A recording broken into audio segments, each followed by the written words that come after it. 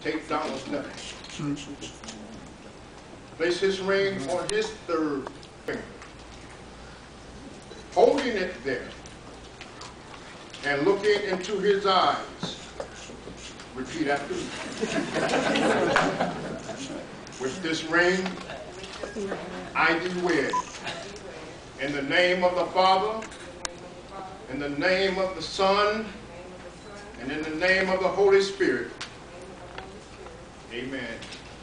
And as much as you, Donald and Millicent, have thus consented in holy wedlock, have witnessed the same before God and these rings, by virtue of the authority that is invested in me as a minister of the Word of God and by the state of Virginia, I do now pronounce you husband and wife. Yeah.